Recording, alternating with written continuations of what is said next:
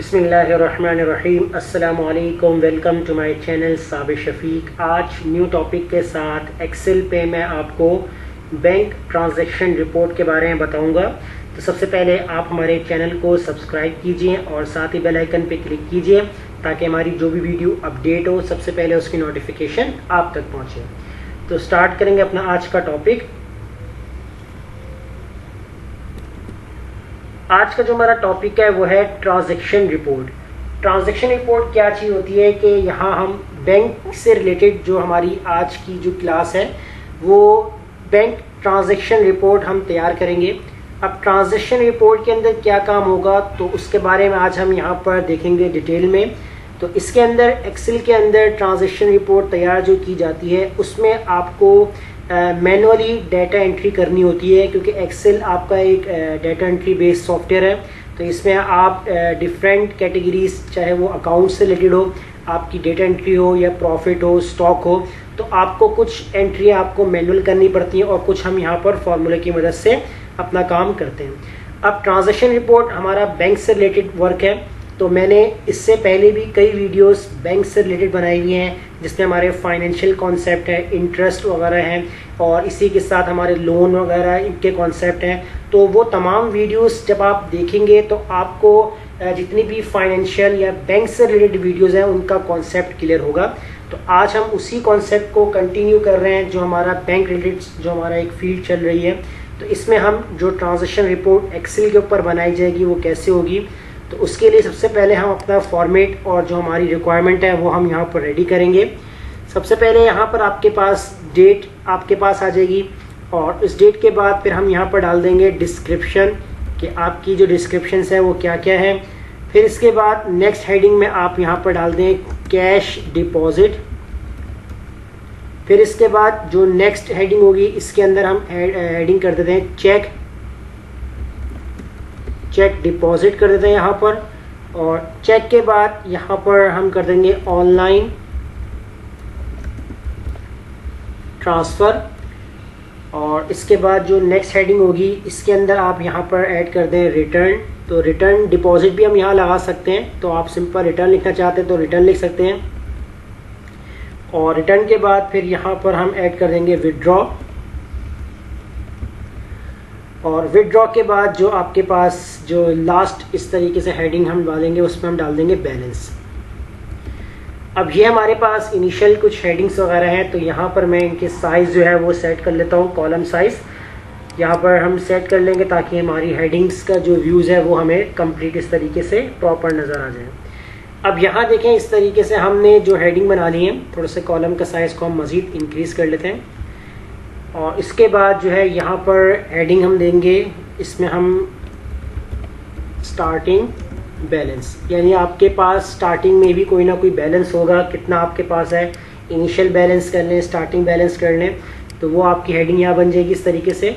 और इनको मैं सेलेक्ट कर लेता हूँ और फॉर्मेट बोल्ड कर दूँगा, इसे भी मैं सेलेक्ट करके बोल्ड कर दूँगा। अब एंट्री आपकी जितनी बनानी है बना सकते हैं। तो वैसे जो ट्रांजैक्शन रिपोर्ट जो भी होती है वो आपकी एक मंथली रिपोर्ट बेस होती है कि हम उसको मंथली बनाते हैं। तो यहाँ मैं एंट्री तो कर देता हूँ, तो कुछ फ़िलहाल एंट्री करते हैं जिसमें हम 1 जनवरी से लेकर 2020, तो मैं फ़िलहाल यहाँ पर 10 एंट्रियाँ कर लेता हूँ। तो इसके लिहाज से आप पूरे मंथ का बना सकते हैं। और डिस्क्रिप्शंस के अंदर जो जो आपकी डिस्क्रिप्शंस होगी आपको ऐड करना है वो आप इसके अंदर ऐड कर सकते हैं। और फिर हम यहाँ पर इस पूरे फॉर्मेट को सिलेक्ट कर लेते हैं और यहाँ हम दे देंगे बॉर्डर, और इसको भी हम यहाँ पर सिलेक्ट कर देंगे, ऑल बॉर्डर कर देंगे। कलर फॉर्मेट आपको सिलेक्ट करना है, चेंज करना आप कर सकते हैं यहाँ पर इस तरीके से। और इसके साथ भी हम यही काम करेंगे।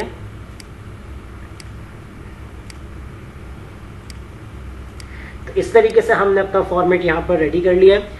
अब कैश डिपॉजिट जो होगा ये हमें एंट्री करनी होगी मैनुअल। तो एंट्री करने के लिए हम यहाँ पर क्या काम करेंगे, इस पूरी वैल्यूज़ को, यानी कि जितने आप वैल्यू ऐड करेंगे इतना एरिया आप सेलेक्ट करके यहाँ से जो वैल्यू है आप कॉमा में कन्वर्ट कर दें, ताकि आपके पास जब इसमें कोई भी आप नंबर्स या अमाउंट वगैरह लिखें तो वो आपके पास एक कॉमा फॉर्मेट के अंदर है। तो हम यहाँ पर ऐड करेंगे पहले जो आपका कैश डिपॉजिट है कितना है, तो हम यहाँ पर ऐड करें 30,000 कर देते हैं। तो 30,000 हमने ऐड किए यहाँ पर। तो देखें इस तरीके से कॉमा फॉर्मेट इस तरीके से इसने बना दिया है। और उसके बाद आपने कितना चेक डिपॉजिट किया है, 20,000 हमने चेक डिपॉजिट कर दिया है। ऑनलाइन ट्रांसफ़र आपने की है, कोई भी अगर ट्रांजेक्शन की है ट्रांसफ़र तो वो हम यहाँ लिखेंगे। तो अदरवाइज़ हम यहाँ पर इस डेट वाले यानी कि जो आपके इस डेट को ऑनलाइन ट्रांसफ़र हुई है वो हम ब्लैंक छोड़ देंगे। और रिटर्न के अंदर हम यहाँ पर देते हैं 10,000। और विदड्रॉ के अंदर हम यहाँ पर विदड्रॉ पे हम आते हैं अभी तो अभी हम फ़िलहाल नीचे आते हैं। यहाँ पर कैश डिपॉजिट इसको हम छोड़ देते हैं, इसकी एंट्री चेक डिपॉजिट को भी हम यहाँ पर इसको हम 25,000 कर लेते हैं यहाँ पर।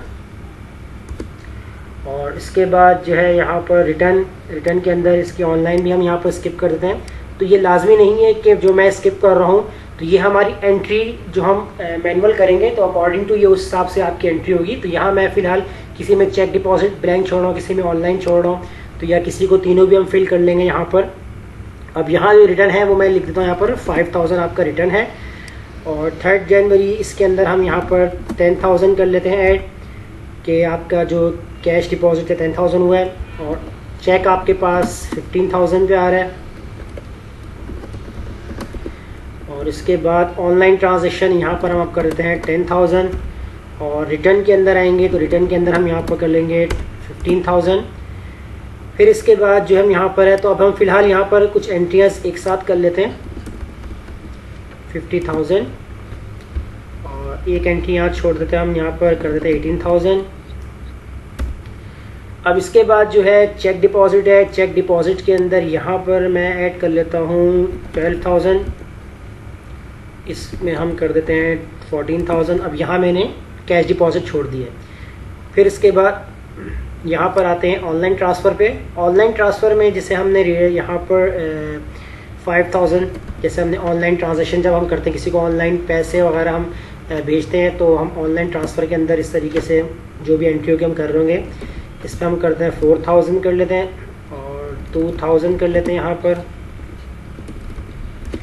फिर इसके बाद यहाँ पर हम करते हैं 15,000 और इधर हम डाल देते हैं 12,000। तो ये मैनुअल एंट्री मुझे यहाँ पर इसमें थोड़ा टाइम लग रहा है, तो ये आप वैसे पहले से अगर आप लिख के रख लें तो बेटर है, ताकि इसमें टाइम नहीं आपका सेव हो जाएगा। तो एज अ प्रैक्टिस के लिए बात कर रहा हूँ आपसे मैं। और अब आएंगे रिटर्न पे, तो रिटर्न के अंदर यहाँ पर मैं दे देता हूँ 4,000 और लास्ट हम यहाँ पर कर देते हैं 5,000। चल हम इतनी एंट्री करते हैं कि किसी में हमने कैश डिपॉजिट, ऑनलाइन ट्रांसफ़र, किसी में हमने ब्लैंक छोड़ा है, किसी में हमने तीनों फील्ड को फिल किया है, किसी में हमने कैश को ब्लैंक छोड़ दिया, किसी में चेक में हमने ब्लैंक छोड़ दिया। अब यहाँ आपसे बात करेगा विड्रॉ। अब यानी कि मैं आपको यहाँ पर बताता हूँ कि जैसे कैश डिपॉजिट आपने 30,000 की है और कितना आपने चेक आपका अमाउंट जा रहा है 20,000 जा रहा है, ऑनलाइन आपने ट्रांसफ़र किया या नहीं किया, हमने ब्लैंक छोड़ दिया है। अब रिटर्न में हमारे पास क्या होता है कि अगर कोई चेक बाउंड हो जाता है या कोई कैश आपको नहीं मिल पाता तो हम उसको रिटर्न कर देते हैं। अब रिटर्न में देखिए कोई भी प्रॉब्लम आ सकती है कि आपकी फिक्स अमाउंट वो आपकी रिटर्न हो सकती है या आपकी चॉइस अमाउंट होती है कि जैसे चेक आपका बाउंड हो गया तो रिटर्न आपको हो गया 20,000 आपको रिटर्न हो जाएगा, क्योंकि अगर जो चीज़ आपकी बाउंड होगी। इसमें हमने फ़िलहाल फिक्स नहीं रखा हुआ है, इसमें हमने अपने लिहाज से 10,000 हमने रिटर्न किया हुआ है, तो किसी में 5,000 है, किसी में 15,000 है। अब विड्रॉ यानी कि आप कितना विड्रॉ आपने करवाया है या आप निकलवा रहे हैं। अब विड्रॉ के अंदर जैसे मैंने यहाँ कर दिया कि 2,000 हमने विड्रॉ करवा लिया है, यहाँ पर हमने 30,000 विड्रॉ करवा लिए और यहाँ पर हमने 10,000 विड्रॉ करवा लिए और फिर इसके बाद इसको हम छोड़ दें और 50,000 हमने विड्रॉ करवा लिए। फिर इसके बाद यहाँ पर हम 2 एंट्रियाँ मज़ीद छोड़ देते हैं, यहाँ पर हम करते हैं 12,000 एंड लास्ट वन हम यहाँ पर ऐड करते हैं 15,000, यानी कि इतना आपने विड्रॉ करवा लिया। अब बैलेंस आपके पास कैसे आएगा और किस तरीके से आपने निकालना है। अब स्टार्टिंग बैलेंस आपके पास कुछ ना कुछ होगा। अब जैसे आपने यहाँ पर कर दी 1 लाख रुपये आपके पास स्टार्टिंग बैलेंस था, तो 1 लाख हमने कर दिया। अब देखिए यहाँ सिंपल आ रहा है तो इसको भी हम यहाँ पर कॉमा में कन्वर्ट कर देंगे। तो देखिए 1 लाख जो था आपका स्टार्टिंग बैलेंस है। अब उसके बाद हम यहाँ पर बैलेंस पे आते हैं, तो इसके लिए हम यहाँ पर फॉर्मूला लगाएंगे। यहाँ पर सिंपल सा फॉर्मूला है, इक्वल लगाएंगे। आपका जो स्टार्टिंग बैलेंस होगा इसको आपने सेलेक्ट करना है और आपने यहाँ से F4 से इसको लॉक करना है, प्लस कर देंगे आप। आपका जो कैश डिपॉजिट होगा ये प्लस हो जाएगा। फिर हम दोबारा प्लस का साइन लगाएंगे, आपका जो चेक डिपॉजिट होगा ये हो जाएगा। फिर इसके बाद आपने प्लस करना है, आपकी ऑनलाइन ट्रांसफ़र है ये प्लस हो जाएगी। फिर इसके बाद अब आप यहाँ पर करेंगे माइनस, क्योंकि देखें आपका जो बैलेंस था उसमें आपका कैश और चेक और ऑनलाइन ये तीनों आपके ऐड होंगे, रिटर्न आपका माइनस होगा और विदड्रॉ जितने आप इस्तेमाल कर चुके हैं, तो ये आपकी वैल्यू माइनस हो जाएगी, रिटर्न माइनस और विदड्रॉ माइनस। अब यहाँ मैं करूँगा इंटर कर दूंगा। अब देखें यहाँ पर 1 लाख आपका स्टार्टिंग था, तो अभी बैलेंस क्या बता रहा है 1,38,000, यानी कि जब 1 लाख के अंदर आपने 30,000 और 20,000 ये दोनों ऐड हो गए तो आपका 1,50,000 हो जाएगा। 10,000 आपका रिटर्न हो चुका है तो 1,40,000, 20,000 आपने निकलवा लिया है तो आपके पास जो है वो यहाँ पर कितना 2,000 रुपये आपने निकलवा लिए, तो आपके पास आ गया यहाँ पर 1,38,000। इसी तरीके से अब हम क्या करेंगे, अब हम इसको पकड़ के ड्रैग कर देंगे। अब हम यहाँ पर ड्रैग जब करेंगे तो देखिए सेकंड वाले सेल्स के अंदर आपको यहाँ फॉर्मूला चेंज करना होगा, क्योंकि ये इसी इनिशियल बैलेंस से आपकी कैलकुलेशन करेगा। तो यहाँ पर मैं इस वाले सेल को रिमूव कर दूंगा यहाँ से बैक स्पेस से, और अपना जो प्रीवियस सेल होगा जो हमारा ऊपर वाला सेल होगा इसको सेलेक्ट कर लूँगा और इंटर कर दूंगा। और इंटर करने के बाद अब मैं इसको कर दूंगा ड्रैग। अब देखिए हमारा जो स्टार्टिंग बैलेंस था वो कितना आता है 1,20,000 यानी कि 1,38,000। तो अब 1,38,000 के अंदर 25,000 इसने ऐड किए हैं, 5,000 रिटर्न किए हैं, 30,000 रुपये हमने विड्रॉ करवा लिए, तो टोटल आपका जो बैलेंस बच जाएगा कितना आ जाएगा 1,28,000। तो इस तरीके से आपको हर डेट का आपको बैलेंस अपडेट मिलता रहेगा।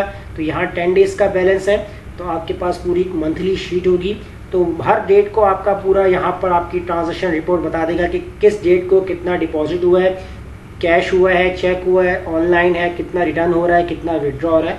तो पूरी एक ट्रांजैक्शन रिपोर्ट आपके पास एक्सेल में तैयार की जा सकती है, जैसे मैंने आपको आज की क्लास में बताया है। तो ये थी हमारी आज की क्लास। वीडियो अच्छी लगे लाइक कीजिए, फ्रेंड्स में शेयर कीजिए और हमारे चैनल को सब्सक्राइब करना मत भूलिएगा। मिलते हैं नेक्स्ट वीडियो में, शुक्रिया।